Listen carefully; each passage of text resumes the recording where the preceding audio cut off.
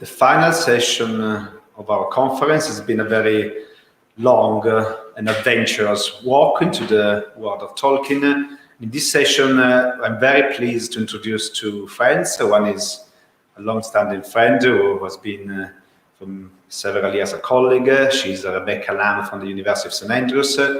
And then we have Holly Ordway, who is a wonderful scholar.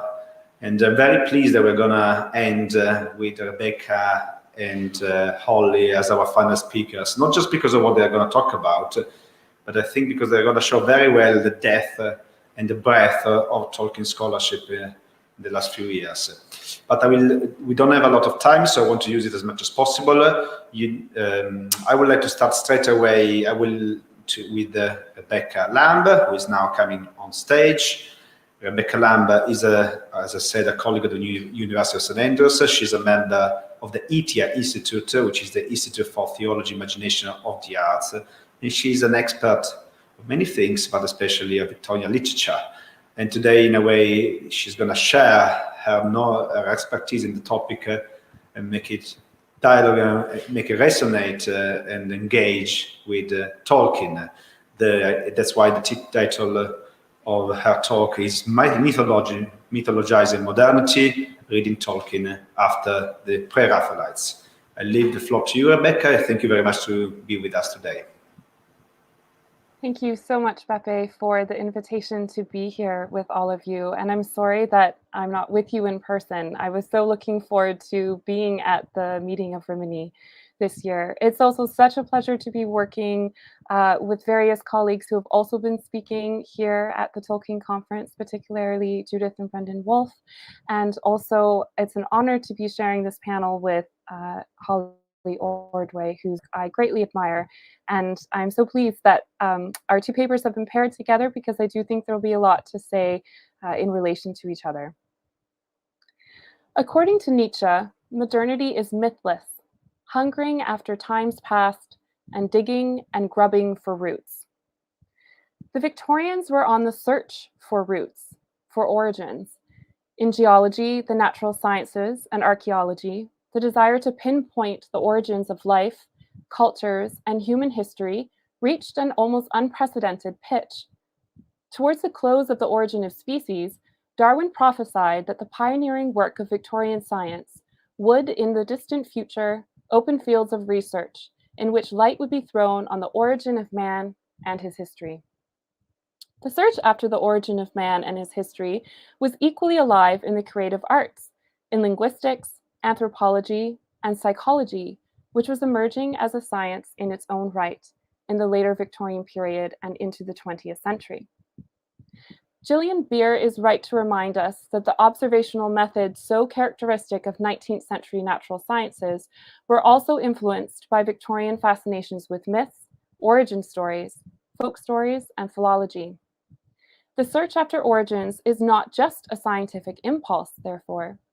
It is a deeply religious one, an intrinsic and always frustrated element of the creative arts, broadly conceived. This is particularly the case when we consider the degree to which the most influential artists of the Victorian period were always already backward-looking, reclaiming, adapting, recovering, translating, or even making up mythologies and mythographies.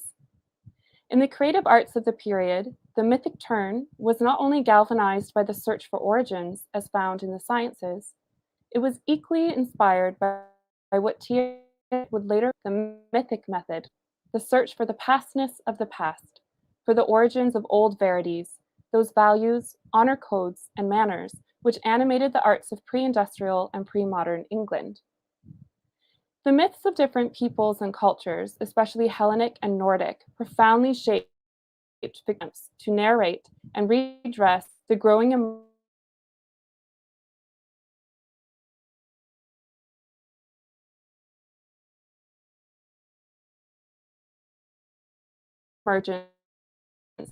of an approach to daily life, encapsulated by Wordsworth's lamentation that the world is too much with us, late and soon, getting and spending, we waylaced our powers, little we see in nature that is ours.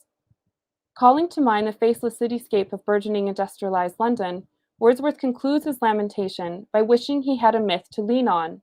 "Great God," he cries, "I'd rather be a pagan, suckled in a creed outworn, so might I have a glimpse that would make me less forlorn, have sight of Proteus rising from the sea, or hear old Triton blow his wreathed horn."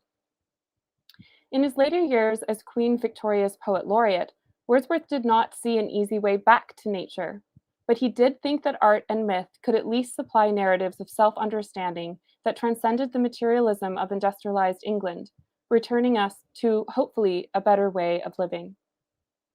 Wordsworth's interest in myth highlights the challenge of the artist in 19th century England, namely to find ways of encapsulating the whole of life, that is, not just labor and profit, but also beauty, contemplation, connections with nature, and the investigation of higher questions of value.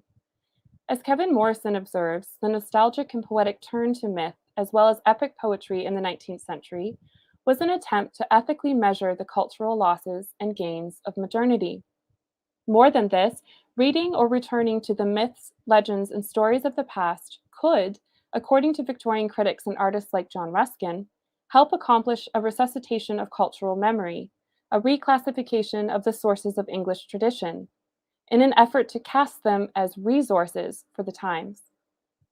Such a return to returning, and a fascination with mythology and the mysterious origins of English poetry animated the founding of the Pre-Raphaelite Brotherhood, or PRB, in 1848. As I will discuss later on, this return to returning also characterizes Tolkien's inheritance of key aspects of the Pre-Raphaelite project, especially as it was influenced and redirected by William Morris from the mid-1850s onwards. Drawing up a manifesto which listed a series of heroes, including Christ, Wordsworth, and George Washington, the Pre-Raphaelite Brotherhood was initially a motley fraternity of highly talented but undisciplined students who had banded together in the later 1840s, united by their shared frustration with the neoclassical practices and standards of the Royal Academy, especially as espoused by Sir Joshua Reynolds, whom the fledgling PRB referred to as Sir Sloshua. Over time, the PRB would become some of the most influential artists of the Victorian period, transforming the standards of the Royal Academy, establishing the reintegration of pre-Renaissance art principles into contemporary art practice, popularizing English Romanticism, cultivating the Victorian aestheticism of the 1880s and 1890s, producing the industry of interior design and decorating, reviving illuminated and decorated books, thereby ushering in the golden age of illustration, and repopularizing myths and legends, as well as introducing the North, that is, the Icelandic and Nordic sagas, to generations of readers, including, as we know, a young J.R.R. Tolkien. William Holman Hunt, John Everett Millais, and Dante Gabriel Rossetti were the principal founders of the PRB in the late 1840s. They sought to recover the medieval aesthetic approach, characterizing the period just before Raphael. They discerned in medieval art and art practice a preference for the symbolic, transcendent, and spiritual, over and against the hyperrealism, harmony, and proportion of Renaissance painters, sculptors, and artists. However, as with any revivalism, the Pre-Raphaelite concept of the medieval was only partly historic. It was also anachronistic, idealistic, and highly individualized at times. Each founding member of the PRB approached the medieval form from different angles, and their efforts to mythologize emerging modernity was anything but coherent or homogeneous. For Millais and Hunt, the mythic sense of the medieval provided a profound resource from which to create art that revalidated the spiritual and psychic depths of contemporary concerns. For Dante Gabriel Rossetti, however, medieval revivalism and mythology became increasingly private and personal resources for his idiosyncratic paintings and poems. He adopted and adapted Dante's Divine Comedy in particular to provide a wider scope for artistic depictions of his own personal experience and the Rossetti family's complicated English and Italian history. For Rossetti, allusions to and studies of classical myth and Arthurian legend, of Dante's poetry and biblical passages, provided him with a framework for creating a cycle of poems and paintings about other things, but principally himself. His art became a complicated network of self-imaging or mirroring, in which characters, stories, myths, and the models who sat for his paintings all took on a strange, yet always shifting aspect of self-referentiality. It is not a surprise, given all this, that Rossetti married one of his models, Lizzie Siddal, a woman of artistic talent but little training, who became Rossetti's Beatrice, or Beatrice. For Rossetti, as with Wilde and the aesthetes of the 1880s and 90s, the separation between life and art collapsed. The two became interchangeable. Christina Rossetti, Dante Gabriel's sympathetic yet exasperated sister, wrote a telling appraisal of her brother's philosophy of art in her poem In an Artist's Studio. One face looks out from all the canvases, she wrote. One self-same figure sits or walks or leans, looking not as she is, but as she fills his dream. As Christina Rossetti's critique implies, her brother often viewed mythic sources as a resource for his own private archive, as it were. As useful and inspiring as this was for him, his friends frequently felt unable to access the private world, this Tennysonian palace of art, which he constructed for himself. Many of them reported his poems to be rather inscrutable. This growing inaccessibility was even reflected in the home Rossetti started to rent in Chelsea after the death of his wife and model Lizzie Siddal. He decorated the space with dimmed lights, bric-a-brac, and a network of mirrors, positioned in such a way that visitors often felt they were encountering numerous, spliced, and encroaching images of themselves. For Rossetti, art and the mythologies from which he drew were principally used as private resources. By contrast, for the second-generation Pre-Raphaelites, especially William Morris, myth was not a personal resource alone. Instead, it was a way of reframing modernity in light of a tradition which preceded and often transcended the limited sights of the contemporary, of the here and now. Myth, for Morris, contained social values which could enliven communities during periods of crisis and difficulty. The remainder of this paper will consider the strand of Pre-Raphaelite aesthetics informed by Morris's approach, and how this, in turn, influenced and contrasts with Tolkien's effort to write a myth for England. Unlike Rossetti, Morris translated elements of myth in a mode and manner that encouraged a sense of communal or shared meaning, one which spoke to but transcended the private interests or concerns of individual artists within the Pre-Raphaelite circle. Rossetti's great contribution to Pre-Raphaelitism involved his confident understanding that myths can provide a vocabulary for the searching artist. However, Morris's contribution was far-seeing and far-reaching, and far less individualistic. Like his politics, it was social or communitarian in focus and scope. His mythic method was dialogical and conversational. He believed that art could not be distinct from the social and common good. According to Morris, art could encourage the preservation and promotion of just labor, thereby facilitating the reintegration of contemplation, leisure, and fellowship into the routines of daily life. In this way, his turn to myth came closer to supplying Victorian English culture with a world picture of values, which, as Louise Cowan explains, characterizes the myths which endure across centuries and cultures, albeit in various guises. Namely, those myths which express shared values regarding how we best live, perhaps in spite of ourselves or our cultural situation. Morris's love for the medieval world began when he was young, playing games of chivalry in a suit of toy armor as a young child, and visiting the ancient English sites with his father. Canterbury Cathedral was an especially important place for the adolescent Morris, and it converted him to the Gothic, long before he learned, by reading Ruskin and Thomas Carlyle, a justification for this conversion. Morris studied at Exeter College in the early 1850s and took up with the Pre-Raphaelites while there. He soon became a member of the PRB, and unlike Dante Gabriel Rossetti, was able to turn Pre-Raphaelite ideals into marketable realities, bankrolling a series of arts and crafts initiatives, which, among other things, led to the now famous interior and textile design company, Morris and Company. In its earliest iterations, Rossetti had shares and a role in the company, but they soon parted ways. That's another story, not for today. But I promise it's a long and dramatic one.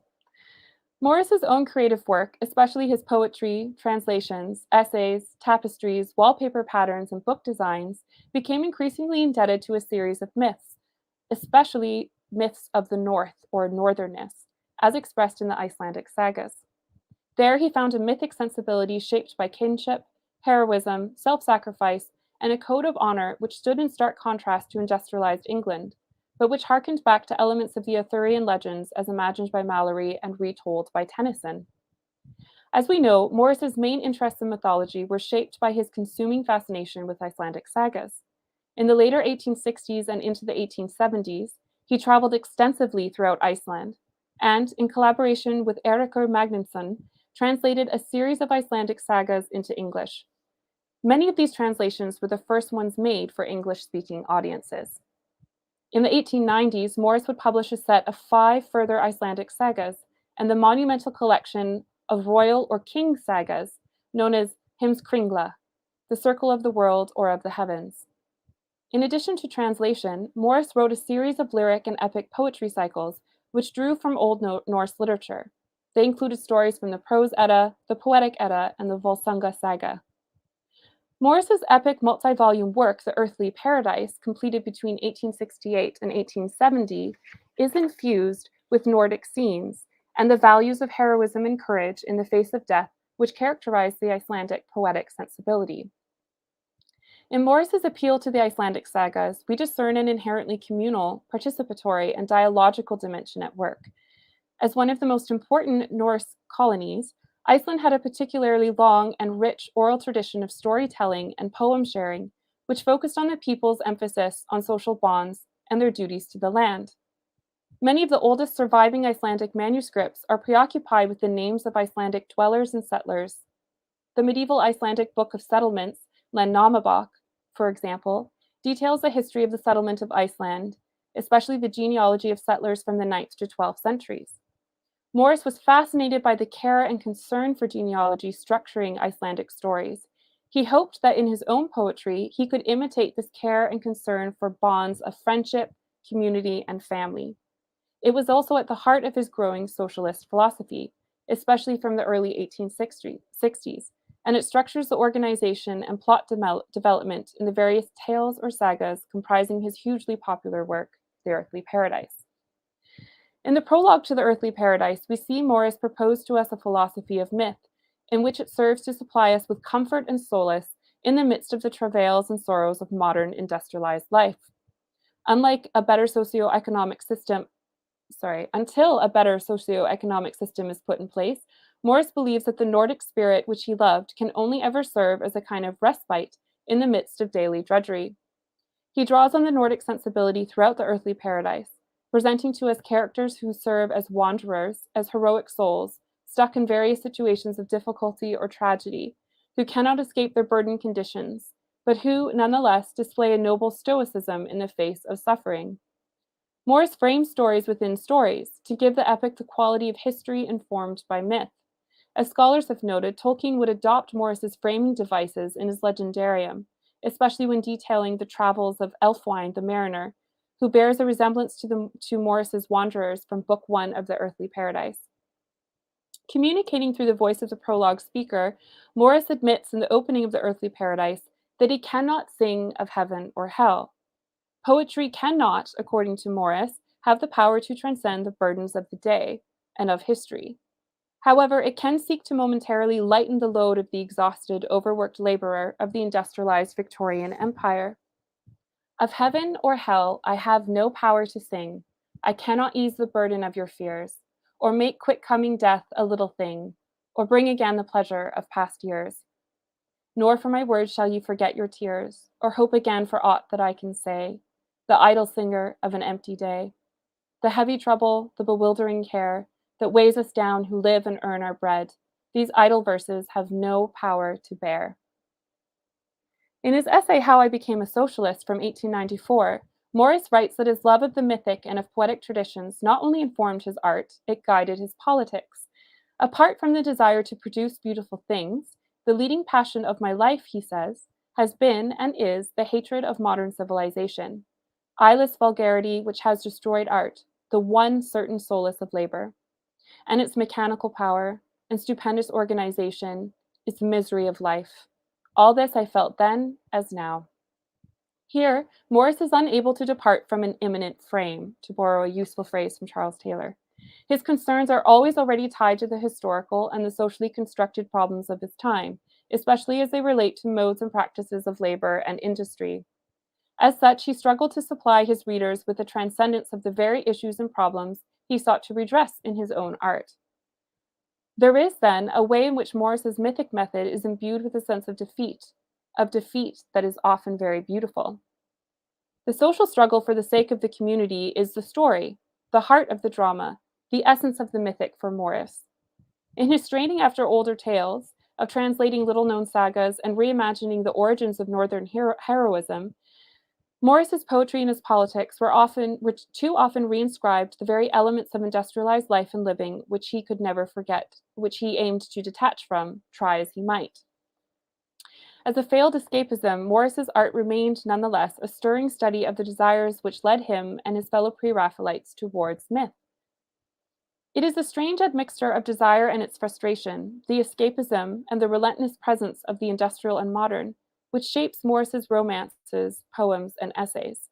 And this quality of desire, escapism, and quiet frustration, sometimes bordering on despair, was something which C.S. Lewis recalls both he and Tolkien identified in Morris. If you read any of Morris's romances through, Lewis once observed, you will find the country dull before the end. All he has done is to rouse the desire, but so strongly that you must find the real satisfaction. And then you realize that death is at the root of the whole matter, and why he chose the subject of the earthly paradise, and how the true solution is one he never saw. The only hope Morris found was in the reading and telling of myth. It is why his art and poetry never ended. He was always already on to the next work, the next translation, the next house to design, until he passed away. This restless, somewhat itinerant or wandering quality is one which also characterizes aspects of Tolkien's project. However, it is in Tolkien's emphasis on the return to a home, to a place of rootedness, that we find the fulfillment and transcendence of Pre-Raphaelite projects of mythologizing modernity. Tolkien was deep in Morris's stories and translations. In the days of the TCBS, the Tea Club and Barovian Society at King Edward's School, Tolkien declared to his friends that he felt like he was a Pre-Raphaelite. Some of his friends would compare him to William Morris, and in later years, Tolkien enjoyed discussing Morris's romances, their strengths and limitations, with C.S. Lewis. As Holly Ordway has recently discussed at length in Tolkien's Modern Reading, various elements of Middle-earth are deeply indebted to Morris's writing and handlings of mythology. That noted, in what remains, I wish to stress that Tolkien's approach to linguistics, mythology, sagas, and romances were also profoundly different from Morris's own.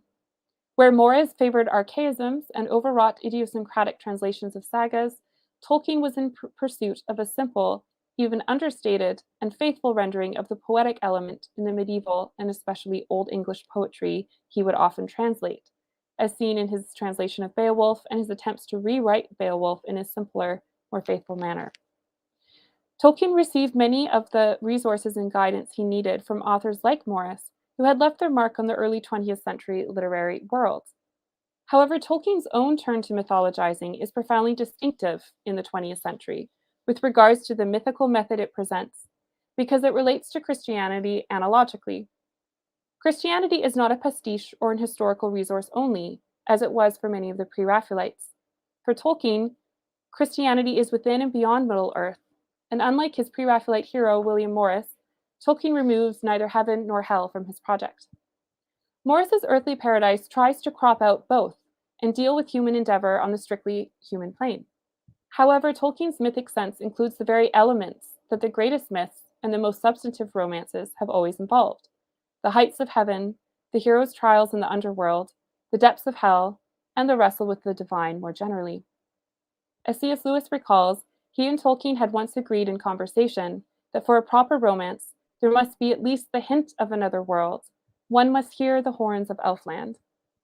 In his own search after origins, we find in Tolkien a deep indebtedness to Morris, but one which does not remain prescribed by such indebtedness to Morris, or for that matter, to any of his other influences. In Tolkien's own mythic approach, the true meaning of a story does not begin or end on the temporal plane, or according to the contours of history as we would typically understand it, or as Morris and the other Pre-Raphaelites would conceive of it. Instead, as seen in the Silmarillion, the story always begins with the principle of transcendence, of divine ordering. We receive a sense of this in The Lord of the Rings as well, and also in Tolkien's short stories, not least of which Leaf by Nigel. The mythic is decidedly within but beyond history, and this plays out in the very organization of the Silmarillion. The beginning of days, the history of the Silmarils, is 40 pages at least into the text. The origins of Middle-earth are located in the providence of Ero, the One, who in Arda is called Iluvatar, and who makes the Ainur, the Holy Ones, who are offsprings of his thought, and beings with whom he dialogues, propounding to them themes of music. The unfolding of Tolkien's mythology is dialogical by nature, operating according to an analogical relationship between creator and his creations. In this way, Tolkien includes but also transcends the social element or quality that Morris so rightly picked up on in the Nordic sagas, especially as it related to the English poetic sensibility rooted in examples like Beowulf and Anglo-Saxon poetry and fragments. Tolkien adds to the quality of the Nordic or Greek mythic, or Greek myths, the possibility of a created order in which defeat and death do not have the final say, and in which even those qualities of tragedy are interwoven into a new music, the music of creativity itself, as governed and moved by Iluvatar. In this sense, Tolkien possesses a metaphysical sense of myth, which Louise Cowan calls the shared spiritual response to a revelation given to a people at the time of their becoming a people, or learning of their becoming throughout history. The task of mythologizing in Tolkien's work is then to give flesh to or to incarnate the principles of revelation that are made available through the act of storytelling and creativity themselves.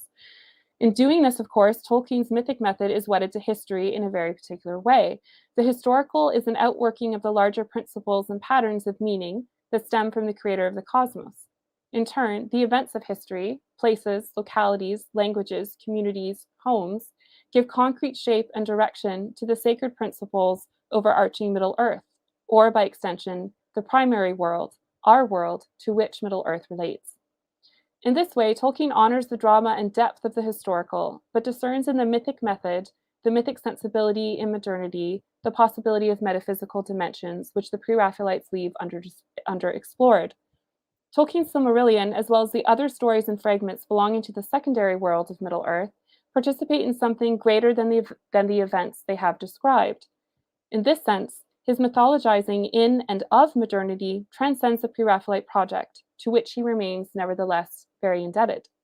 Because of this, Tolkien offers to us a mythic sense of modernity, even a mythologizing of modernity's greatest questions and struggles, in a manner which affords us the dimensions of heaven, hell, and the middle earth between, thereby moving readers beyond the play of the senses into the realms of things unseen, upon which the oldest and best myths have always tended to hang. Thank you.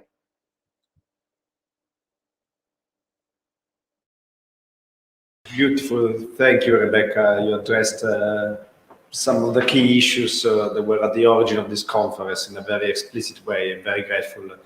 But we'll leave some time for discussion after the next talk, which will be by Holly Ordway, you already mentioned. I'm very happy and very grateful that she's here with us.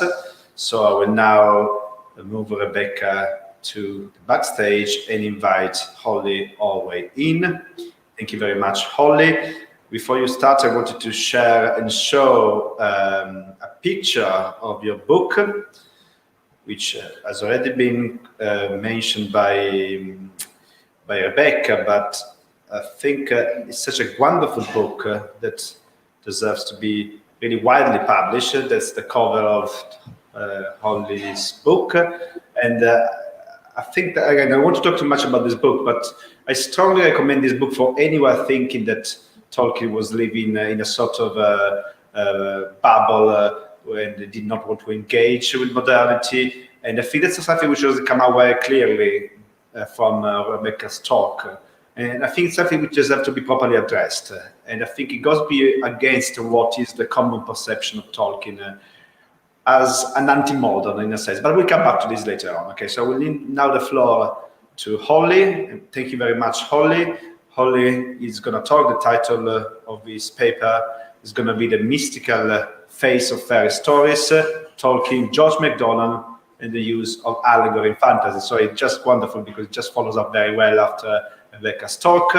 It's also a wonderful way to conclude this conference on the word allegory, which is, if you want, the most problematic talk, the most problematic word in Tolkien, and it's sort of a thorn issue, a Gordian knot that sometimes people really don't understand it, but at the same time which must be addressed. And I'm very grateful that we have one of the world experts on Tolkien at the moment who is going to help us unraveling the mysteries of the word allegory, in what sense it can be used or not used in Tolkien. So thank you very much, Holly. The floor is yours.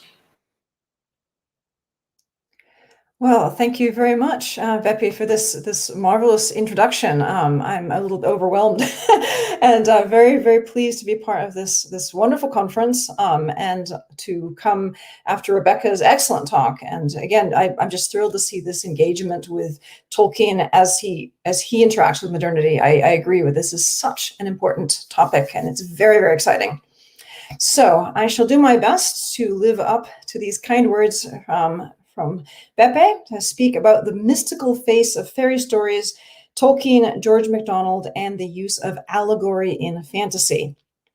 So in speaking today about allegory and George MacDonald, we have two topics that feature Tolkien being apparently contradictory. Did he dislike allegory, or did he have a more positive view of it? Did he admire the writings of George MacDonald, or did he find them to be very bad? And as is so often the case with Tolkien, things are more complex than they might seem at first sight. And what I will be suggesting in this talk is that we can gain a richer view of Tolkien's literary technique if we look at the nuances of his views in some detail. So first, let's consider allegory.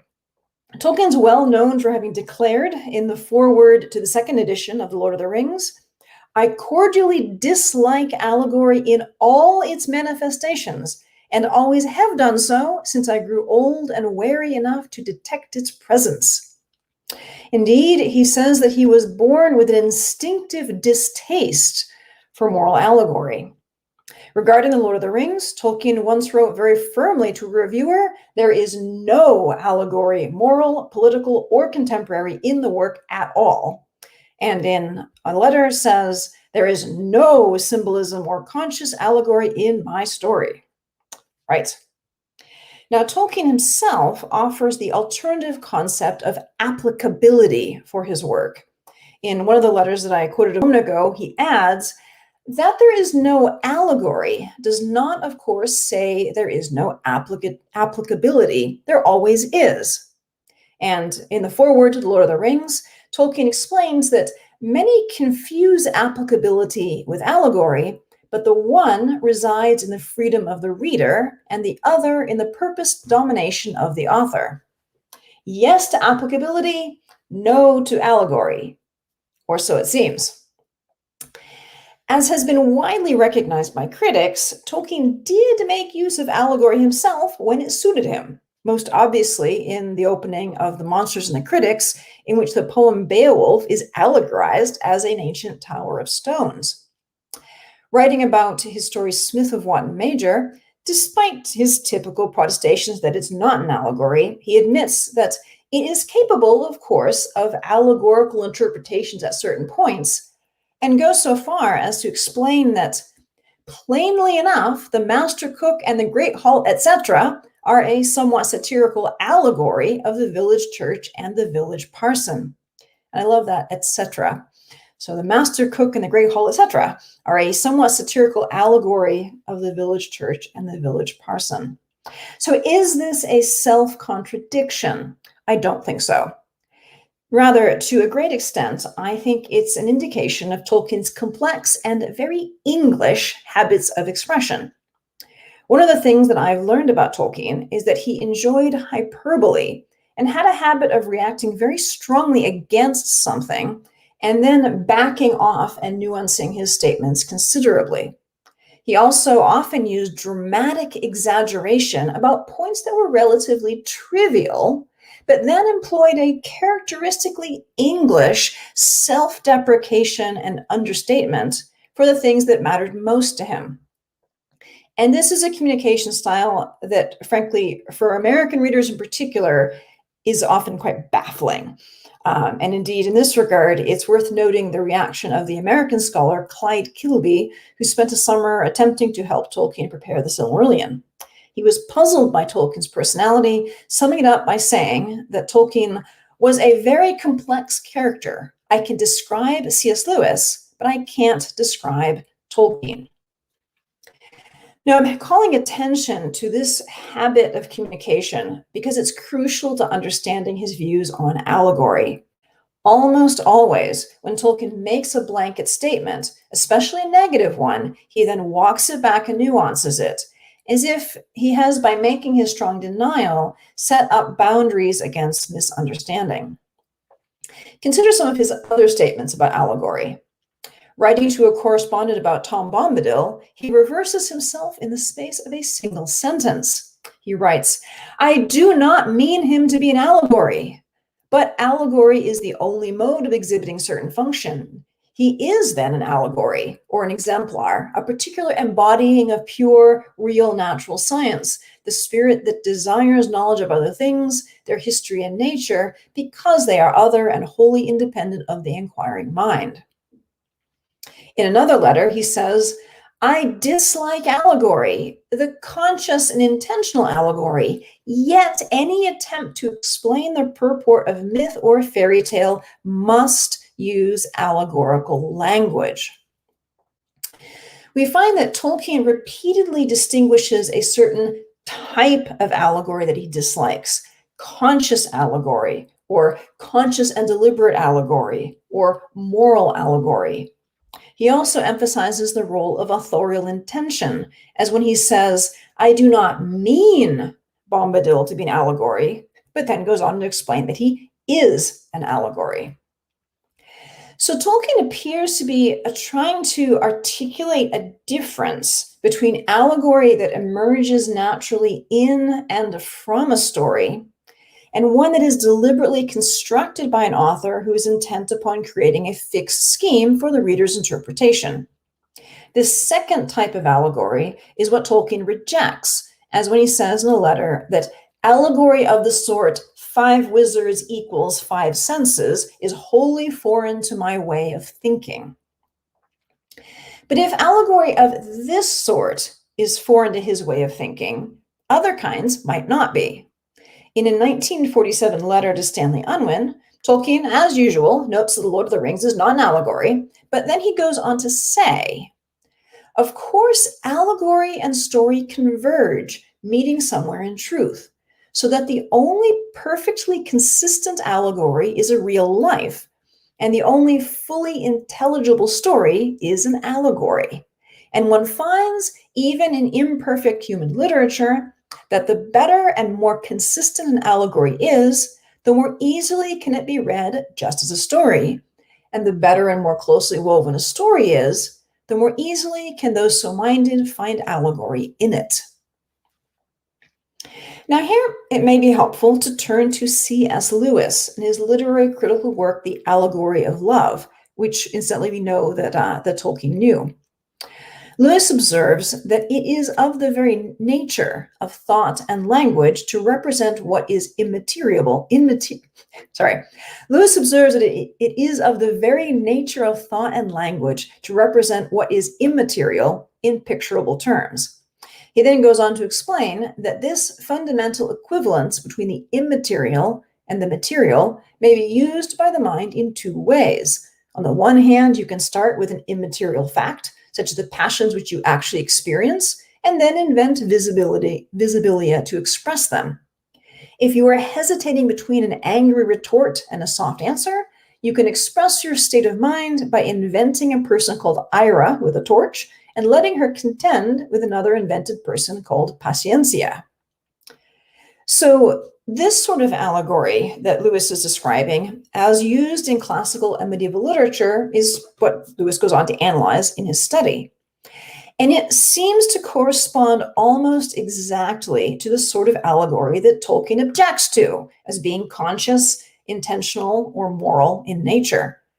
And certainly the medieval works discussed in the Allegory of Love do tend, on the whole, to fit into the 5 wizards equals 5 senses category. Now, Lewis then goes on to say something very interesting indeed. He says, there is another way of using the equivalence, which is almost the opposite of allegory, which I would call sacramentalism or symbolism. As the god Amor and his figurative garden are to the actual passions of men, so perhaps we ourselves, our real world, are to something else. The attempt to read that something else through its sensible imitations, to see the archetype in the copy, is what I mean by symbolism or sacramentalism. The differences between the two can hardly be exaggerated. The allegorist leaves the given, his own passions, to talk of that which is confessedly less real, which is a fiction.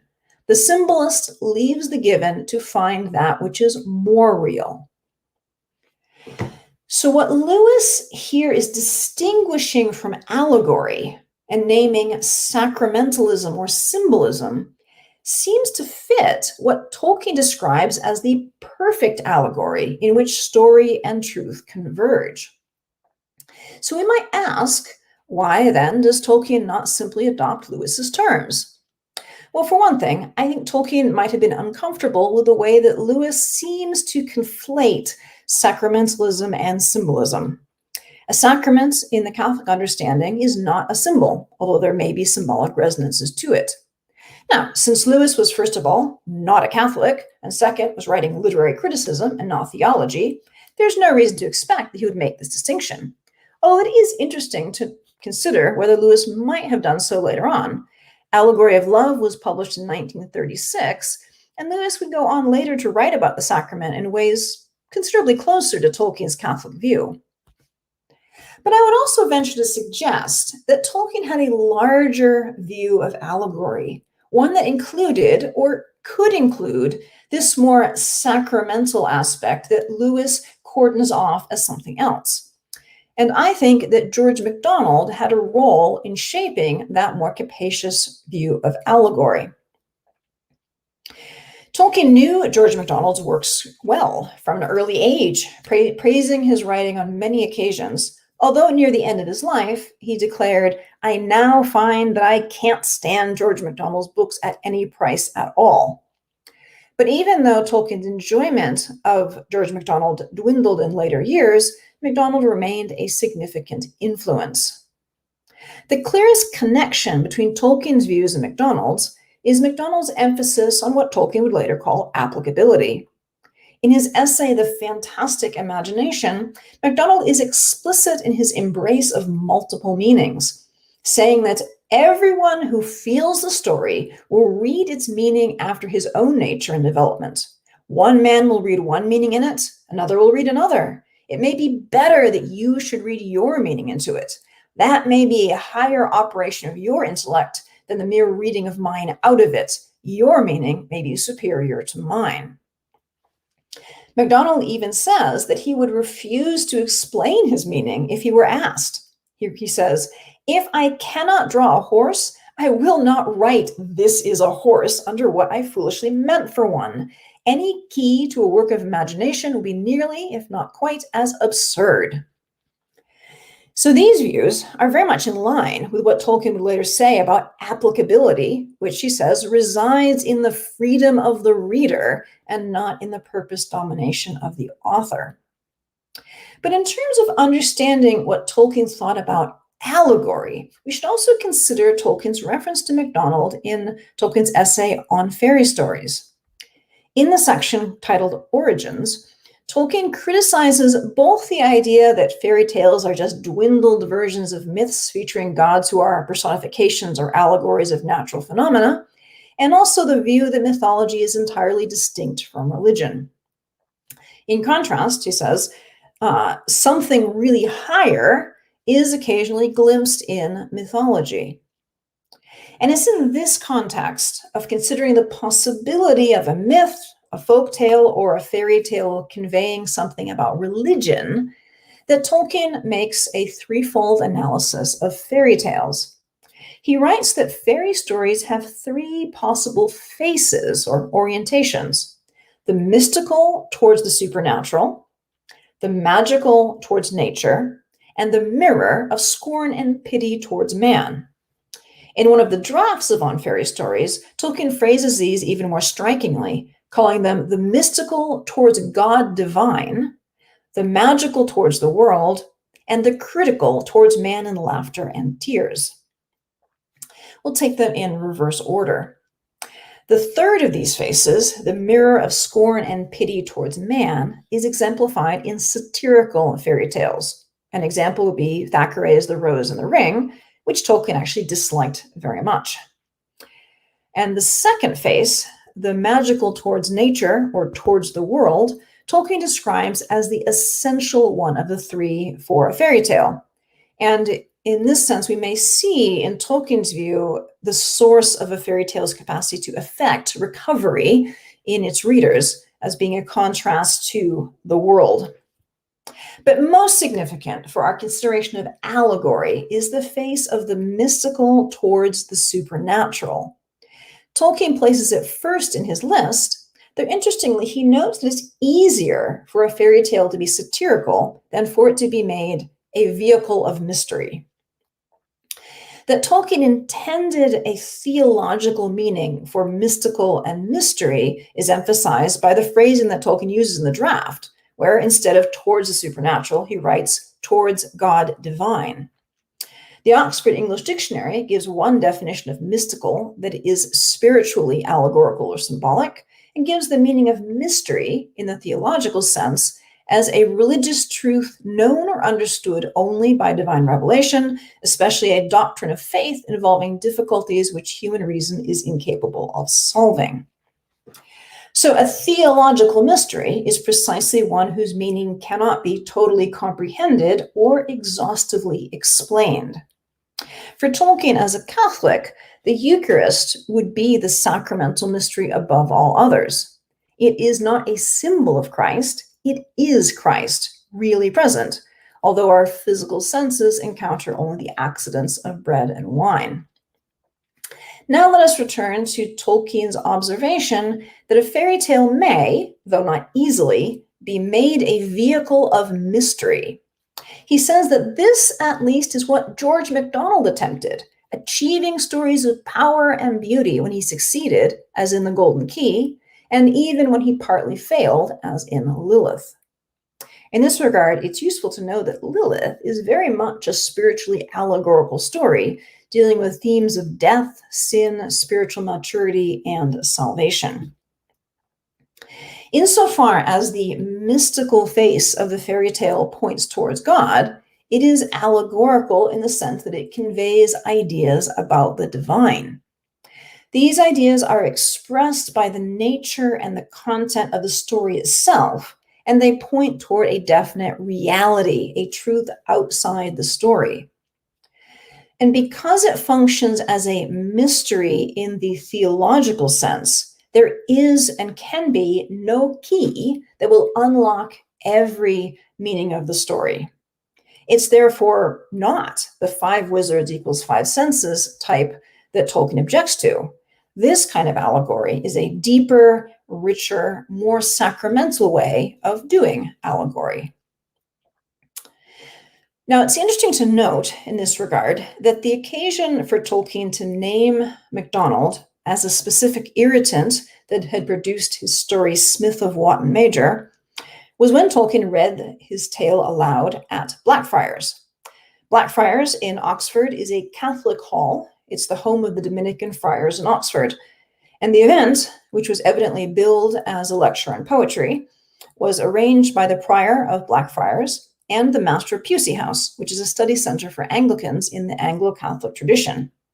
Given this context, it's reasonable to assume that an expectation for the speaker was either to discuss religious poetry or to approach the subject from a religious angle. And what Tolkien does is he reads this story, Smith of Wotton Major. Now, the land of fairy that we encounter in Smith of Wotton Major certainly does not fit a strict allegorical reading of the kind, the Lewisian kind that we talked about at the beginning. But it does seem to display certain qualities of the mystical face of fairy tales, and thus of the more sacramental approach to allegory that Tolkien seems to have favored. And indeed, for his Catholic and Anglo-Catholic audience on this first reading of Smith, these elements would very probably have been more apparent than they are when the story is received only as a fantasy. So I would suggest that George MacDonald was a shaping influence on Tolkien's writing, not just in the specific sense that the Golden Key, McDonald's tale, wasn't the irritant that provoked Tolkien to write Smith of Watt Major, but also in a more constructive sense, a more positive sense, by having helped much earlier in Tolkien's creative development to shape his views about the potential of a certain sort of allegory to convey religious ideas. Now, this is all very knotty and difficult, and we could say so much more about Smith of Watt Major that we have absolutely no time for whatsoever. And indeed, even the threefold analysis of the faces of fantasy remain a brief and frustratingly undeveloped passage in On Fairy Stories. Tolkien seems never to have fully articulated a definition of allegory, but then he didn't have an occasion to. His academic writings weren't of the same kind of literary criticism that C.S. Lewis's were, being much more linguistic and philological in nature. What he did do, however, was to explore the potential of allegory in practice in his fiction. And I would venture to say that this concept of the mystical face of fairy tales as a mode of doing allegory gives us some insight into Tolkien's approach to this form. And it does seem oddly appropriate that Tolkien can simultaneously deny that he's doing allegory, meaning the narrow classical sense, while also affirming a more qualified approval and practicing of a sort of allegory.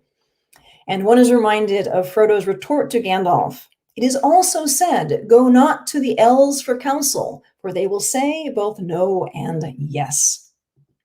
Thank you.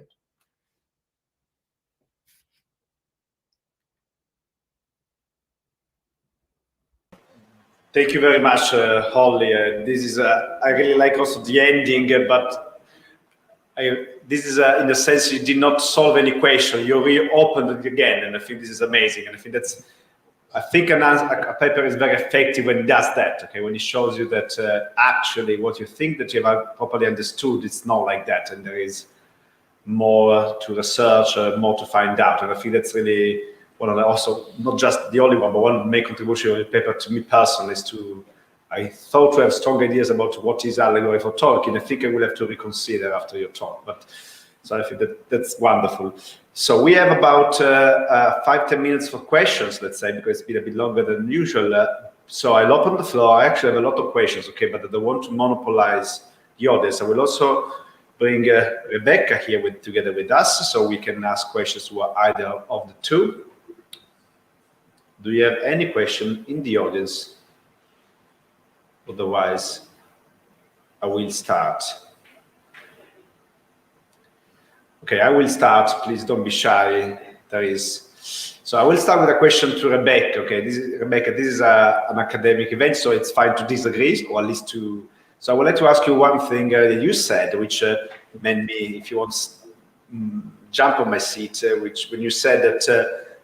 Or at least I wanted to understand better what you mean by that. You talked about the idea that for Tolkien, rootedness is a key quality which is not shared by William Morris. And I wanted to understand better what you mean by that, because if, as a reader of The Lord of the Rings, I mean, all the characters of The Lord of the Rings will not stay there. I mean, there is one exception, which is Aragorn, but that's really the only exception. All the others will leave the Middle Earth, or at least they will leave the Shire, like Merry and Pippin, who would go to Gondor. So there is a level of rootedness, which I agree with that. Sam comes back home, and that's the ending of The Lord of the Rings. But there is, if you want, an open way.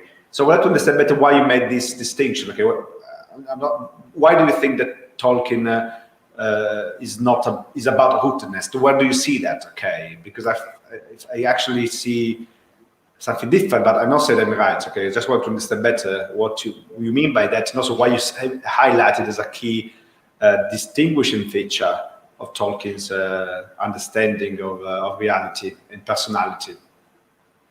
That's a very good question, and as you raise the question, I realize I should have clarified further in my paper, because of course Exodus and Reditus are a very important feature of the exit and the return, are a very important feature in Tolkien's story, and frankly in any mythology worth its salt, in any kind of mythic development, right? You even see this in Odysseus of the Man of Many Turnings. However, he has to return to Ithaca. That's the whole point, actually, and he has to prove himself worthy of his home. And I would say that one has to prove oneself worthy of his or her roots. All the different characters are challenged to do that, I think, in The Lord of the Rings, regardless of whether you're part of the Rohirrim or you are Rangers from the North or you are the Hobbits or the Elves. The various key characters are challenged to understand and appreciate that which they already have. And so I do think rootedness is a very essential aspect of Tolkien's understanding of mythology, and that so much of what happens in terms of the adventures and the challenges of the plot in The Lord of the Rings is actually to be able to return home and discover and appreciate what has been given to you in advance. And I think also just more broadly, Tolkien had a very deep appreciation for the way in which a mythic sensibility or the great stories that we are immersed in and inherit give us a sense of identity, which we then cling to, especially in difficult times, say the upheaval of the First World War, for example, which was so shattering. And I think in some ways, World War I really speaks to the prophecy of Nietzsche that modernity is rootless and is seeking for roots. And I think actually William Morris was really struggling with the hope that that stories or narratives or art could actually give us are experiencing in industrialized modernity. And in the end, he thinks art fails. He thinks everything fails if a new economic structure isn't put in place. Whereas I think for Tolkien, he does believe stories can keep us rooted, even if actually like in our home. Does that help to clarify, or do you want to want to respond, Pepe? Because I very much care about what you would think. No, I think it's very clear. And actually, I mean, again, this is why I like sort of, it's quite illuminating, okay? Because I think there is always the temptation to fall into a dichotomy, okay? To oppose, but it's quite clear where is the trap. I mean, completely agree with you. Tolkien is done the sort of superhumanistic version of Nietzsche, wants to go always beyond, and it's quite clear there is something different. Tolkien certainly does not share the, as you said properly, the restless, their typical romantic restlessness, okay, which is something which is, again, it's not Tolkien. So I really thank you, because it's quite clear that with Tolkien, paraphrasing what Holly was saying at the end, you never get there, okay? You can never actually say, okay, now I understood what is it all about. I mean, there is something different which enlarges the picture, okay? And I think this is work of exegesis is actually more effective than any other work of exegesis which tries to distill a sort of doctrine from the work of Tolkien, okay? I think it's really also, methodologically, is also very effective and very, very important and very useful. So thank you, Rebecca. Thanks again. Thank you. We have another question from the audience. I'm not sure if that is the question.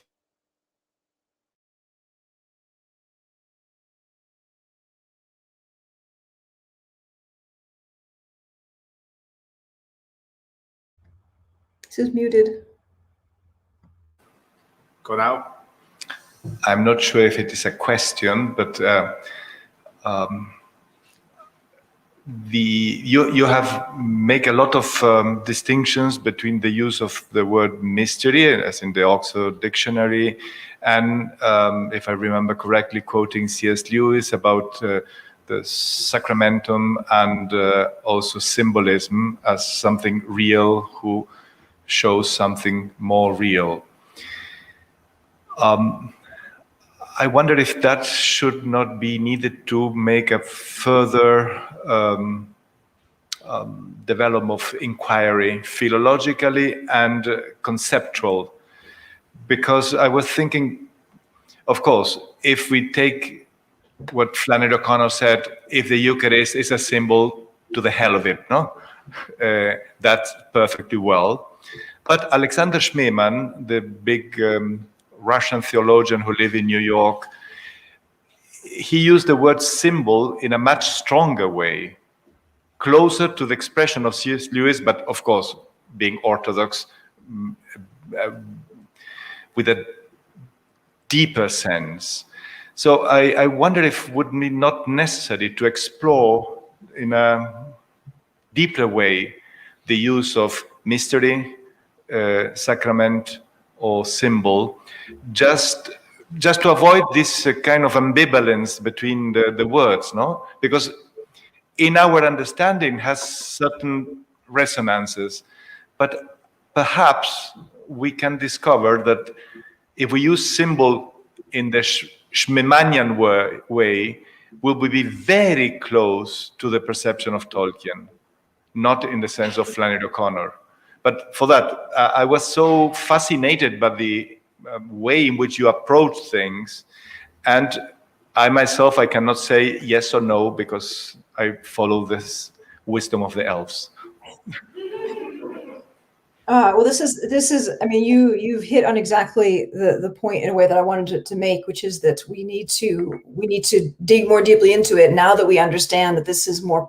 I feel like in a way, my thrust of Tolkien scholarship is just to say Tolkien is more complicated than we think, and if we start with that, then we'll be on a good footing. And I completely agree that there's a use of symbol that would in fact be lined up with Tolkien's Catholic thought. And I think Tolkien would be open to that, especially because obviously the written word is not sacramental in the way that an actual sacrament is. So there is always going to be a symbolic dimension to a sacramentalism in literature. And I think that would make a clear distinction. But I just find it very interesting to sort of ask, why didn't Tolkien talk about what he was doing in this sort of using the sacramental or symbolic language, especially since, he could easily have picked up on Lewis's distinction. And I think it might be precisely because, maybe, this is speculation, but because in common usage, symbol doesn't mean the Schmanian depth of it to the ordinary person, even the ordinary well-educated, literary-minded person. To say that a sacrament is a symbol is to say that it's nothing but a symbol, and that would be the opposite of what Tolkien is getting at. So I think Tolkien, in trying to find ways to convey a sacramental type of allegory without either using sacramentalism or using symbolism as his terms, or sort of conceding the tighter sense of allegory, I think he's a little bit almost at loose ends. How does he talk about it? Because I think when you look at all the different things he says about allegory, it really is a kind of, well, this, but no that, but this, but no that. And I think it's a kind of dialogic, working out for himself. And he never does, clearly define it because he doesn't need to. But I think precisely that looking at his admiration for McDonald is illuminating. And I couldn't, get into this in any more detail, precisely because McDonald's imagination is in some senses very sacramental, even Eucharistic. Yet McDonald's theology is very much at odds with Tolkien's Catholic theology. And I think that is really a lot of what Tolkien's getting at when he says that Smith of Wotton Major was almost an anti-George MacDonald tract, and that it was the irritant. What was so irritating about the Golden Key? And I would venture to suggest that it was because for the mature Tolkien, with a fully developed sacramental imagination, he could see that MacDonald was using the mode that he admired, but conveying concepts that he fundamentally disagreed with. There's a tension there. So what does Tolkien do? He writes a story in the mode of MacDonald, but conveying the ideas, the concepts, the allegorical truths that he believes to be pointing towards reality. And all this needs to be unpacked much, much more fully. Excellent. Thank you very much. So we have a question from, Ivano not. So I would say to the Italian speakers in the audience, if you want to ask a question, if you have questions in Italian, that's fine. And I will translate it and type the English version on the chat for the speaker. So feel free to ask your question in Italian if you wish. Or Spanish. We also have a Spanish delegation coming from Spain. Okay, we have a question from Ivan. In Italian, You can. Preferisco che me lo traduci tu. So speak slowly. Holly and Rebecca will type the question on the private chat in English. Meglio che me lo traduce lui, se no facciamo danni. Allora, secondo me, almeno da quello che ho capito, Slow. da quello che ho capito, c'è stata un'associazione tra la faccia mistica e la possibilità di allegoria nei testi di Tolkien. A mio avviso, però, la faccia mistica di cui parla Tolkien riguarda più che altro il mondo secondario, cioè la possibilità che all'interno del mondo secondario si intraveda la divinità o l'azione del soprannaturale, non la possibilità che ci sia un'allegoria all'interno del testo o, mi sa che è stato detto, una visione sacramentale. Cioè, a mio avviso bisogna stare attenti, cioè per intenderci, con faccia mistica è come se Tolkien dicesse: nel Signore degli Anelli puoi intravedere l'opera di Eru, ma non che è possibile applicare o fare un'allegoria. Volevo sapere questo.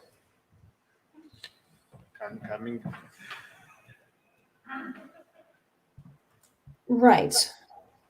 I think I understand that question. Let me just read the last bit. Yes. Well, I think fundamentally, I would say with Tolkien, almost always you can't go wrong by saying both and. I think it's all of that. I also think that it's pointing outward, because he's very clear when he talks about the mystical face. I think he's very clear. He talks about it oriented towards God divine, and for Tolkien, his metaphysics. And actually, it's interesting. He's actually identical with Mcdonald in this. That there is one moral framework, that there is not a second different one in the secondary world. There is just one. There's one God, and it's the same God in the primary world and the secondary world. And I think that's a really essential point for understanding what he's doing, because anything that has to do with the supernatural within the secondary world would also in some way be pointing toward or reflecting the reality of the divine. And being Tolkien, since he creates such an enormously complex and self-consistent secondary world, I mean, it's kind of like what he says about a perfect story would be the perfect allegory, because the more fully realized the story, the more perfect the allegory would be. Well, in a way, Middle Earth is that perfectly realized world, because we're getting awfully close, because it's so rich and deep and detailed. So I think we can quite possibly say both. That he wants to reflect on the operating of the supernatural within the secondary world. But I do think when he's talking about the different faces of fairy tales, in each case, it's pointing outside the text, because we have the mirror towards nature outside of the text. We have the mirror towards man in scorn and pity, the satire, which is outside the text. So I think quite naturally, when he's talking about the mirror of mystery, it's also pointing outside the text to God divine as a reality outside the text. These are big topics for discussion, but I think that's not the time to open this issue here. I actually think I kind of agree with Holly to a certain extent, but I kind of agree with Ivan on another one. But I think it's 7:15 here in Italy, and it's been a very long day. So I won't like to open this big discussion here now. Otherwise, it was going to be a never ending. But that's, I think, one of the other key questions about the Lord of the Rings, about the world of Tolkien. And I think it also goes back very clearly to what is the topic of this conference. Okay, what is the relationship between the primary and the secondary world? So where is God? Who is the Iluvatar? I completely agree with you what Ollie said about the unity of the primary and the secondary world. Another question would be, but within this unity, can we already introduce a Christian framework already? Because this is a pre-Christian world. So following up on the question from Ivano, just to clarify better his question, and I will let you know what you think of that, because it's a heated discussion, as you know, within Tolkien scholarship, is, okay, can we, of course, we can identify relation, something pointing outside the secondary world, or better back to the primary world. But going that far can already also introduce a Christian framework. So, or is it this, we cannot separate the two? So, in rephrasing the question, is this beyond that transcendence to which Tolkien reality is pointing to? Is it already a reality enlightened by the revelation, or not yet? So what is the relation between, it's quite clear, I completely agree with what you were saying, that in a very romantic and not just romantic, post-romantic way, Tolkien's work is going beyond the materialism, between the Kantian cage, if you want. But does he go, I believe so, but how does he actually go towards a Christian framework? Okay, can we actually say, can we read Tolkien in a romantic, as if we were purely romantic, okay, going beyond the cage of the Enlightenment, or can we go all the way down to, if you want, a prophecy of the Revelation? I don't know if the question is clear, but this is a heated topic, because one thing is to say Tolkien is introducing a supernatural dimension to his work, which I think is undeniable. But Tolkien also said it is a Christian and a Catholic work, okay? What does it actually mean? How do we do the difference? And how this relates to the building up of this mythology? Again, that's a big question, so I shouldn't have asked the question, but... Well, I'll try to get an answer, and then let Rebecca have the mic, as it were. I think it's a huge question, and too much to even attempt to really answer. But the one thing that strikes me is particularly significant is that Tolkien, being himself a Christian, he's very clear that he's working from that. So in one sense, everything that comes out into his imagination is in the Christian framework, because of the way that he viewed his own commitments, his own understanding of the world. But there's a really common misreading of Tolkien that flips it and that takes the Christian commitment and reads it onto his work. And the result is usually pretty bad. And then you get the very kinds of allegorical readings that Tolkien quite rightly resists, because they're going the wrong way. They're actually taking the very kind of allegorical interpretation that he's at such pains to reject, 5 wizards equals 5 senses or 5 sacraments or whatever, and reading it onto the Lord of the Rings. And he just won't have that. But when you look at it the other way, especially in terms of mystery, and I've only just started working on this idea, so this is all open to, I want to sort of open up and have people work on this. The whole idea of mystery theologically is that it cannot be quantified. There's always more. However much you draw out of it, there's more. And that's the sense to understand the way that he's working with these things. So whatever we draw out of Christian themes, it's not at the expense of his engagement with pagan literature or with pre-Christian concepts or with anything else. There's always kind of a superabundance of things going on. And I think if we read from Tolkien outward rather than from outward imposing on Tolkien, if we do that, we're going to be, I think, in the right place. I think I would just briefly add, it is a huge question, but I do think that also important to bear in mind with Tolkien is the degree to which he gives us a really good example of how the unconscious operates in creative work. I think a lot of the best things that occur with an artist are not products of conscious activity. I think that they're the fruit of all sorts of other things, constellation of things that is from without that comes within. And that's where I think consideration of pneumatology or the work and presence of the Holy Spirit is very important for not just literary criticism in general and questions of artistic inspiration, but I think also in a lot of the work that Tolkien does. And I think there's a lot that one could do on the question of myth as a phenomena in and of itself, and then in relation to pneumatology. And in the early church, I mean, a lot of the early church fathers, and even if you look at Paul at the with the Areopagites, he's suggesting that there are ways in which narrative and story and the instincts of people chimes with and accords with the Trinity. So I think there's a lot to say there, but I don't think we necessarily have to go the route of in intention per se. I mean, the fact that Tolkien spent time in front of the Blessed Sacrament and went to daily mass at Blackfriars every day, I think would have done a lot to his imagination if we want to take the operative work of the sacraments seriously. So that's what I would offer. Yes, I completely agree with that. Okay, so any other questions?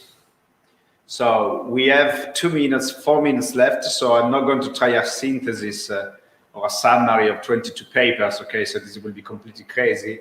So what I will try to do in the next 2-4 minutes, don't worry, is just to highlight some of the things that struck me in these couple of days, okay? Some kind of moments for me of clarity, or at least moments in which I kind of was moved by what was said. And so the first thing that really struck me, and it came out especially with yesterday's talks, is this understanding that very often we tend to confound primary reality, when we talk about primary reality, with our understanding of primary reality. Because a materialistic framework, which has become now standard, still even in the 21st century, is not primary reality. So primary reality is not the common sense of modernity and postmodernity. Primary reality is more than that. For me, this is very important. So in the sense, what Rebecca described of this transcending materialism, mythologizing modernity, is actually not doing something against primary reality, or besides primary reality, but is doing something against and besides a limited, a reductionist understanding of primary reality. And I think this distinction should be taken into account very, very always. We couldn't forget this distinction. And sometimes there are frameworks that impose on us this framework, which is not correct.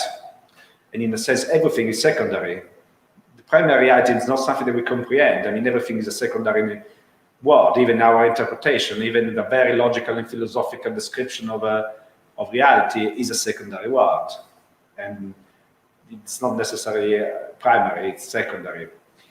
The second thing really struck me, which is something that Holly highlighted just now, and it came up also earlier in the afternoon, it says ages ago, but it was just 3 or 4 hours ago, is this unity between the primary and the secondary world. And I think this is something which should never be forgotten. I mean, the secondary world is not something beside the primary world. I mean, this is our representation of the primary world, which is what the secondary world is even the representation itself is within the authority of someone with a capital S. And I think this is what gives unity. And I think this came up very clearly also in Judith Wolf's talk, God also operates within the secondary world, and is, as she was saying, he's also the god of fairies. But in that quote that Judith referred to, Tolkien also added, but the fairies are different from us. They act in different ways. And I think this is also very important to remember. There is a unity, but there is also an autonomy of the secondary world. And I think this is what we need to respect, the autonomy and the independence of the secondary world. And any effort that tries in a way to destroy the autonomy of the secondary world is a violence, and that we should be rejected to a certain extent. The third idea, again, it's not very logical, but this is what really struck me, is this came up quite clearly in the opening, one of the first talks by Michel Devaux, but also by what Rebecca was saying now about the searching artist. It's quite clear the literature for Tolkien has a very strong heuristic function. And I really love the expression that was used by Brendan Wolfe, who said that Tolkien is theological creative. I really thought, basically, if you remember what Brendan was saying, Brendan was in a nutshell saying that in Lift by an Eagle, Tolkien was understanding better the Catholic theology on the purgatory. So he was actually making a contribution to Catholic theology, so he was making a contribution to our understanding of primary reality. So there is a paradox, which I think is so beautiful and fascinating, that by building up secondary worlds, not only we are not detached from primary world, but we are in the same primary world, but we also can contribute to our understanding of the primary world. And I think this is very beautiful, and it gives great value also to what Tolkien was saying.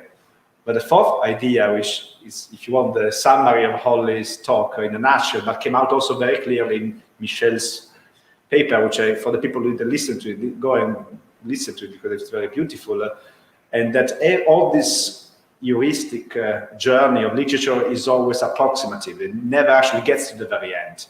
So we don't get to the truth. And I think this is an act of humility, if you want, which should be shared by anyone who tries to understand reality. Any secondary understanding of reality should deep down have the same humility of Aule, as in the myth of the Silmarillion that Judy was talking about. So we need to offer our understanding of the primary worlds, which means offer to you. Lubatar means that this is imperfect, it's approximate. And I think this act of humility is also what saves us from any sort of problematic understanding of Tolkien or exegesis, and also any sort of ideological approach. What we are doing to a certain extent is always an approximation. We had 4 ideas, but it's quite clear that at the end of this conference, in a way, we have not solved the knot. The Gordian knot is still there. The relationship with the primary and the secondary world is not resolved because, in a sense, it's a mystery. And I think that even just to recognize the mysterious nature of this relationship under the authority of the one is already a great contribution and a great success of this conference.